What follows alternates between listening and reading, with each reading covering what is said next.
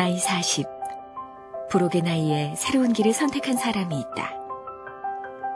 고등학교 졸업 후 당대 최고의 화백으로부터 도제 수업을 받으며 동양화가의 길을 걷던 중 새로운 도약을 위해 우리 대학 중문과에 입학한 김성태 화백. 바로 오늘의 주인공이다.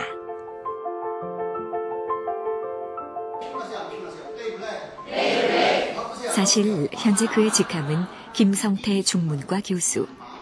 우리 대학 중어중문학과 9일학번으로 시작해 10여 년이 흐른 지금 당당히 대학에서 보직 교수로 활동하고 있다.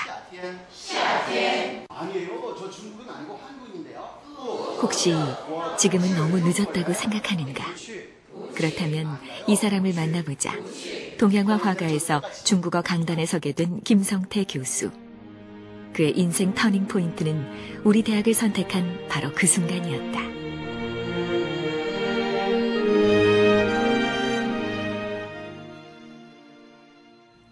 의정부에 위치한 경민대학교. 학생들의 해외 유학 과정을 책임지는 것이 그의 주요 업무인데, 물론 학생들에게 중국어 강의를 하는 것이야말로 교수로서 그가 해야 할 일 중 가장 중요한 일. 아직은 수업 시작 전이라 학생들이 서로의 안부를 모르며 어수선한데 학생 옆에 놓인 교재가 눈에 익다. 바로 우리 대학 중문과 교재. 사실 방송대 교재는 다른 대학의 학생들도 따로 들고 다닐 만큼 그 내용이 체계적으로 잘 만들어졌다는 평가를 받고 있다. 원래 다른 책을 다른 시중 출판사 책을 가지고 수업을 했었는데 제가 학교에 와가지고 그 책을 바꿨어요. 원래 우리 그 방송대학교 교재는 제가 지금까지 16년, 17년 이렇게 강의를 해봤는데 우리 그 방송대 교재만큼 체계적으로 정리가 잘 돼 있고 학습 효과가 빠른 교재는 제가 보기에는 세계에도 없어요. 중국에도 없고 일본에도 없어요. 그래서 제가 그걸 확신을 하고 확인을 했기 때문에 어디서나 제가 학원이든 어디든 가르칠 때 이걸 기준으로 해서 가르치면 굉장히 효과가 빨라요. 자, 우선 여러분들 그는 우리 대학을 졸업하자마자 강남의 유명 학원으로부터 스카우트 제의를 받았다. 중국어 특강을 하러 온 그 학원의 원장이 수업 중 그를 눈여겨보았다가 졸업과 동시에 강사 자리를 내어준 것이다. 그러니 그의 실력은 이미 검증된 셈. 강의받는 학생들 역시 그에 대한 평가는 대만족이다. 요게 궁금해서 요걸 살리고 싶을 때 이걸 쓰는 거야. 이건 따라오는 거죠. 정말로 그의 강의는 여느 대학의 딱딱한 강의라기보다 고등학교의 담임 선생님 같은 따스함과 함께 강남 명문 학원과 같은 철저함이 있다. 따스함과 철저함. 이 두 가지야말로 그가 늦게 시작했어도 이렇게 성공할 수 있었던 진짜 이유다. 지금 몇 시죠? 수업이 끝나고 어디론가 향하고 있는 김성태 교수.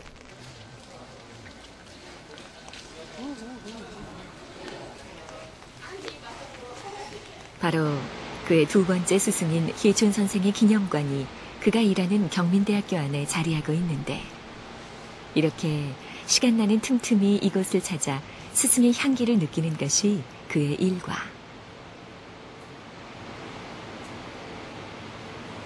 선생님, 주로 여기는 어떤 작품들이 전시되어 있는 건가요? 이제 저의 그 그림 선생님이신 해촌 김학수 선생님의 작품인데요. 원래 역사 풍속화를 전공하셨기 때문에 역사적인 그림을 많이 그리세요. 근데 그 역사적인 그림이 전부 이 위인들하고 연결이 되거든요. 그래서 지금 이 자리에는 해촌 선생님이 일부러 이 학교의 교육적인 목표를 가지고 일부러 그린 그림 150점이 그려져 있는데 그 위인들을 선생님께서 스스로 만들어 그린 그런 그림들. 위인도예요. 교육적인 목표를 가지고 보는 거죠.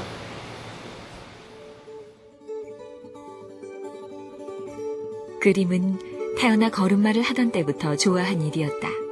그러니 그림 앞에서 발길을 돌리지 못하는 것도 그럴만하다 싶은데, 여기에 희춘과의 인연은 그가 중국어를 배우게 된 그 이유와도 관련이 깊다. 어린 시절부터 그의 꿈은 언제나 화가였다. 하지만 그림으로 대학을 가기에는 집안 형편이 너무 어려웠고 그가 선택한 길은 당시 동양화의 거장이었던 이당 김은호 화백을 무작정 찾아가는 것이었다. 대학교는 포기한 상태에서 그림을 집에서 그린 걸 가지고 서울에 있는 그 이당 김은호 화백이라고 되게 유명한 그 당대의 최고의 화가였는데 그분에게 그림을 보여드린다고 인사하러 갔어요. 근데 우연히 그분이 지금 이 그림 가지고는 뭐 쓸 수 없겠지만 싹수가 있어 보이니까 한번 연락처를 남기고 내려가라. 그래서 내려왔는데 공주에서 한 달쯤 있다가 엽서를 받았어요. 아직도 공부할 생각이 있으면 올라와라. 짐 싸가지고 올라왔어요. 꿈만 같았던 이당 김은호 화백과의 인연은 그의 생각만큼 그리 길지 않았다. 지금에 이르기까지 그를 이끌어주고 키워준 분은 바로 희촌 선생이다. 고등학교 졸업한 바로 그 해 76년도에 갔다가 제가 군대를 79년에 갔거든요. 그때 긴 시간도 아니에요. 근데 그 사이에 이제 이당 선생님이 군대 간 사이에 선생님께서 돌아가셨거든요. 그래서 그 뒤에는 이당 선생님의 제자 중에 또다시 이제 해촌 김학수 선생님이라고 하는 분이 계시는데 한강 400m 대전도를 그리셨던 그분, 그 댁으로 가서 제 상황을 말씀드렸더니 그러면 혼자 그렇게 고생하지 말고 우리 집에 와서 그림을 그려라 해서. 해촌은 그의 인생에서 큰 버팀목이 돼주셨다. 중국어를 배우고자 생각했던 것도 그분 덕분이었다. 근데 해촌 김학수 선생님이 다행히 개인 도서관을 차릴 만큼 책이 무지 많은데 중국에서 사온 그 동양화 관련 서적, 일본에서 사온 서적 이런 걸 보기 위해서 제가 일본어는 독학으로 했어요. 3년 동안. 그래서 일본 사람들하고 이제 여행하면서 같이 대화도 할 정도로 일본어를 했는데 중국어는 독학으로 이게 안 되더라고요. 그래서 중국에서 들어온 책을 보기 위해서는 반드시 중국어를 알아야 되는데 한문 실력이 좀 있다고 해도 그거 가지고는 잘 안 풀리고 해서 이게 중국어를 배워야 되겠다. 중국어를 배우겠다는 결심을 한 얼마 후 그는 정말 우연하게 방송대 학생 모집 요강을 손에 넣었고 그 내용을 살펴보고 나니 바로 이거다 싶었다고 한다. 아, 이런 게 있었구나. 나한테 맞다 해서 방송대학교에 입학을 하게 됐는데 그게 개인전 2번 하고 난 상태에서 입학 결정을 한 거예요. 그리고 입학을 하고 공부하다 보니까 이제 저는 이제 성가대에서도 활동했고 고등학교 때도 음악 활동도 많이 했기 때문에 중국어에 있는 이 성조라는 것이 다른 사람들은 어렵다고 하는데 저는 그게 재밌더라고요. 그래서 방송대 기왕에 들어온 이상은 이제 스터디 활동도 했고 그러면서 거기서 중국어를 제가 잘 적응을 해서 중국어가 굉장히 재미있는 바람에 더 푹 빠지게 됐고 그러다 보니까 그림도 그림이지만 평생 그림은 그리겠지만 중국어가 이렇게 재밌구나 해서 쭉쭉 성장했는데 주변 사람들이 자꾸 끌어다 써요. 방송대와 그의 만남은 정말 최고의 인연이었다. 나이 40에 새로 시작하게 된 공부에 그는 마음을 빼앗겼고 방송대 학우들과의 우정은 그를 새롭게 태어나게 했다. 물론 그가 지금의 위치에 오르기까지 우리 대학의 그 소문난 스터디 얘기를 빼놓을 수가 없다. 자신이 발표를 맡은 날은 스터디를 마친 후에야 부모님 제사를 모시러 갈 정도로 열심을 다했다. 중문과의 선배들이 입학하는 신입생을 대하는 태도가 너무 마음에 들었어요. 입학식장에서부터 굉장히 많이 후배들을 챙겨주고 그래서 그 자리에서부터 제가 중문과의 정이 끌려가지고 중문과의 어떤 행사도 그때는 빠짐없이 다 가는 식으로 해서 모든 그 학사 정보라든가 귀로 들리는 여러 가지 소문에 의해서 중문과에서 움직인다 그러면 다 따라다녔어요. 그랬더니 실력뿐 아니라 중문과에 대한 애착도 생기고 그래서 비록 학교에 출강을 늘 하는 일반 대학과는 다르지만 그럼에도 불구하고 저는 중문과라는 이 방송대학교 중문과가 굉장한 소속감을 가지게 되는 그런 학과였다라고 느끼고 공부와 학교, 학우들까지 모든 것이 만족스러웠던 그의 성적은 언제나 A 학점. 어학 경시대회에 나가서도 대상의 영광을 차지하며 졸업할 때는 성적 우수상까지 얻는다. 그리고 자랑스러운 방송대 중문인 상까지 열심을 다한 그를 모두가 인정한 것이다.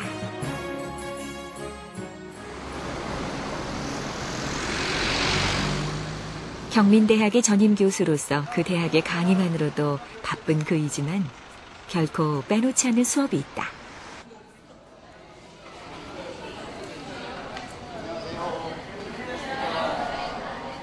뭐 이런 식으로 딱 바로 우리 대학의 튜터 강의. 매주 수요일 오후 7시에 시작되는 이 강의는 직장에서의 피곤함을 이기고 학교를 찾은 후배들을 가르치는 것이기에 그는 이 시간을 포기할 수 없었다고 한다.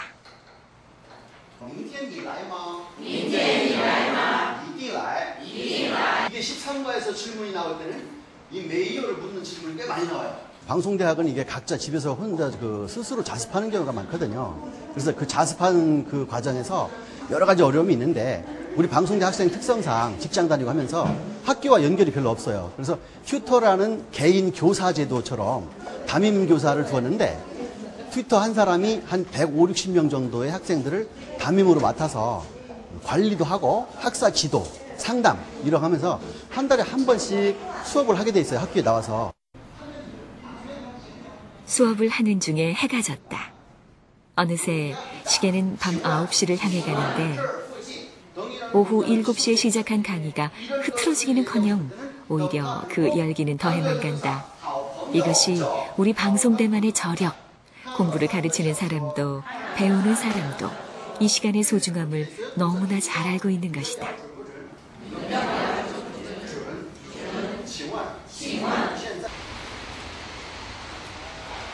다음 날 추적추적 비가 오는데 그가 대학로에 있는 방송대 본교를 찾았다.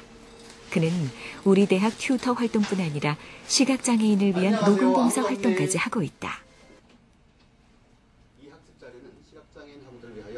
다른 학과와 달리 어문 계열은 정확한 발음이 생명.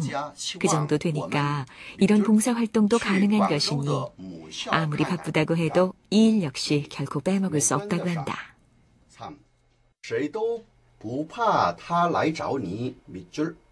방송대학교는 원래 장애인에 대한 그 학습 자료가 준비가 충실하게 되는 걸로 이제 밖에서도 이미 알고 있어요. 그래서 시각장애인에게 중국어뿐이 아니고 사실은 모든 학과에 모든 그 장애인에게 이 자료가 다 준비가 되고 있어요. 우리 방송대학교는 저는 들어와서 알았는데 굉장히 놀라운 그 시스템이 되어 있는 좋은 훌륭한 학교거든요. 그래서 지금 중국어는 제가 이제 그 중에 한 부분을 맡아 할 뿐이지만 어쨌든 거기서 얻는 게 굉장히 많아요. 학생들에게도 굉장히 좋은 평을 듣고 있고 가끔 이제 기말고사, 중간고사 때 대피를 하러 가보면 저보다 더 열심히 하고 더 잘하는 사람 많아요.